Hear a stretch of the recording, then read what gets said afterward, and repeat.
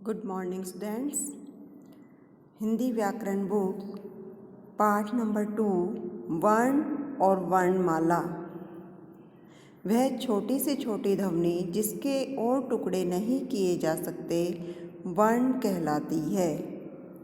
वर्णों या अक्षरों के क्रमबद्ध समूह को वर्णमाला कहते हैं।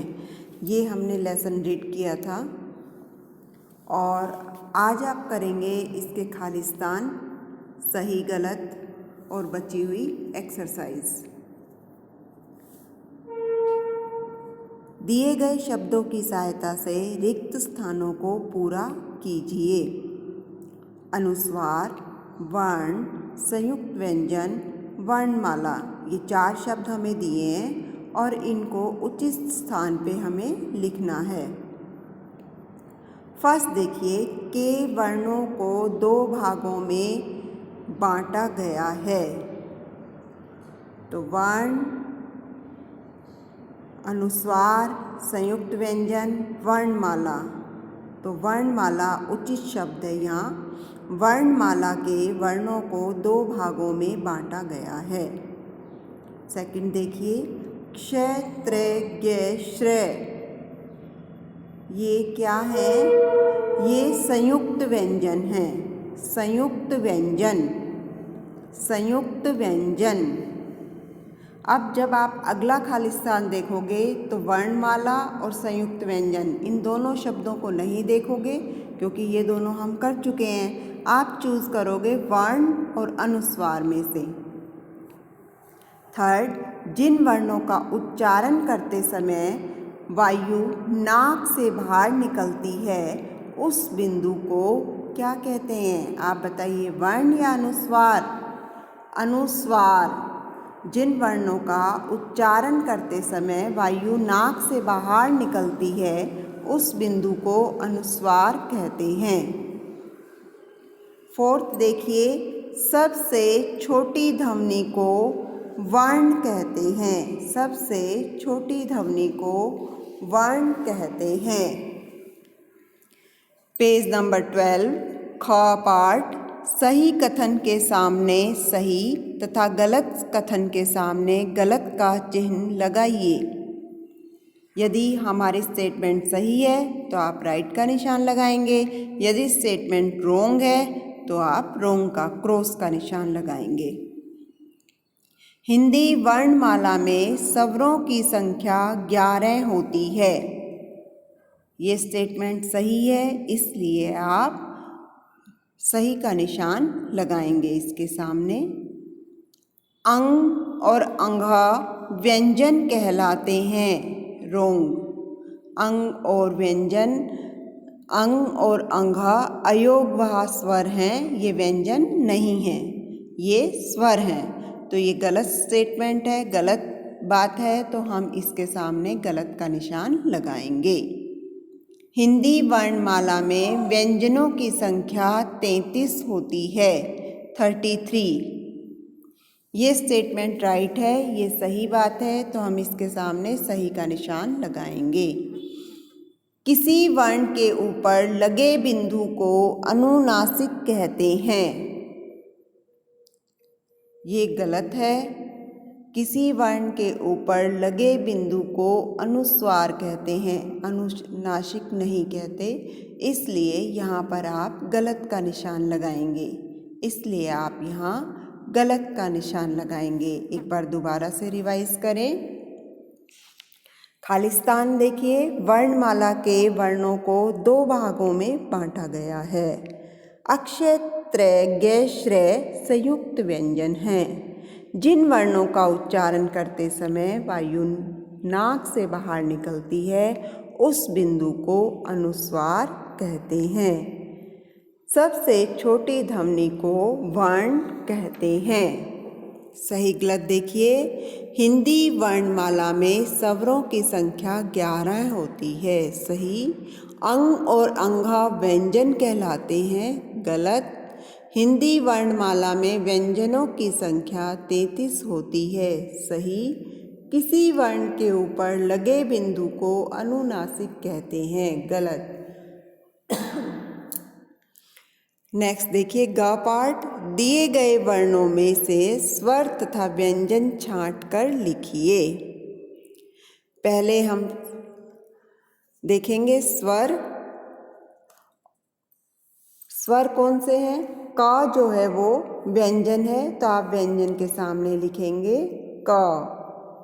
अ जो है वो स्वर है, तो आप स्वर के सामने लिखेंगे ऊपर। त जो है वो व्यंजन है, आप नीचे लिखेंगे। थ भी व्यंजन है, आप नीचे लिखेंगे। द भी व्यंजन है, आप नीचे लिखेंगे। उसके बाद है छोटी ई, ये स्वर में ए के बाद लिखेंगे ई। उसके बाद है बड़ी ई, ये आप ई के बाद लिखेंगे। माँ आप नीचे लिखेंगे व्यंजन की लाइन में। री जो है वो स्वर है, तो आप बड़ी ई के बाद लिखेंगे। च जो आप नीचे लिखेंगे, और र और जय भी आप नीचे लिखेंगे। ये देखिए इनकी लाइन नहीं लगा रखी, आप अपनी ओर से लिख लेंगे। आप अपनी ओर से लिख लेंगे, ठीक है। च, र और ज। अब आप देखिए स्वर में अ, ई, री, और व्यंजन में क, त, थ, द, म, च, र, ज, ठीक है। ये आप व्यंजन में लिखेंगे। अतिरिक्त निम्नलिखित प्रश्नों के उत्तर दीजिए। अतिरिक्त व्यंजन और अयोगवाह स्वर लिखिए। अतिरिक्त व्यंजन और अयोगवाह स्वर लिखने आपको, तो अतिरिक्त व्यंजन है ड़ और ढ, ड़ और ढ। अयोगवाह स्वर है अंग और अंघ, अंग और अंघ। स्वर कितने होते हैं? स्वर 11 होते हैं। स्वर 11 होते हैं। अब ये देखिए, आओ कुछ करें। हिंदी वर्णमाला में स्वरों की संख्या गिनकर बताएं। तो आप गिनेंगे तो वर्णमाला में 11 स्वर आएंगे। हिंदी वर्णमाला में व्यंजनों की संख्या गिनकर बताएं। आप गिनेंगे तो 33 व्यंजन आएंगे। अयोगवाह का उच्चारण करके देखें। अंग, अंघा, अंग, अंघा। अनुस्वार और अनुनासिक के उच्चारण में क्या अंतर है? अब देखिए, मैं वर्ड बोलती हूँ, आपको खुद ही फर्क समझ आ जाएगा। पतंग, पतंग, पतंग। खाली अंग की बिंदी आई ना। अब देखना, आँख, आँख, आँख। इसी तरह से आप देखिए, मंदिर, मंदिर, मंदिर। खाली ऊपर बिंदी आई माँ के ऊपर, पतंग में ता के ऊपर अंग की बिंदी। और देखिए चांद, चांद। इन दोनों में अंग की साउंड आती है ना। इस पे चांद बिंदु आता है आँख और चांद पे, और पतंग और मंदिर पे खाली बिंदु आता है। तो जिन वर्णों के ऊपर बिंदु लगा होता है, उनका उच्चारण करते समय वायु नाक से बाहर निकलती है। इस बिंदु को अनुस्वार कहते हैं। और अनुनासिक जिन वर्णों पर चंद्र बिंदु लगा होता है, उनका उच्चारण करते समय वायु नाक और मुंह दोनों से बाहर निकलती है। इस चंद्र बिंदु को अनुनासिक कहते हैं। तो मंदिर और पतंग अनुस्वार के उदाहरण दिए हमने। चांद और आँख अनुनासिक के उदाहरण दिए हैं। तो ये हमारा लेसन नंबर 2। आप अच्छे से इसकी रीडिंग भी करेंगे और ये बुक में सॉल्व भी करेंगे इसकी एक्सरसाइज जैसे हमने की है। और मैं हर वीडियो में कह रही हूँ, रीडिंग और डिक्टेशन ज़रूर करेंगे। पेरेंट्स प्लीज़ हेल्प करें और कोई कन्फ्यूज़न है तो आप ज़रूर पूछें। थैंक्स।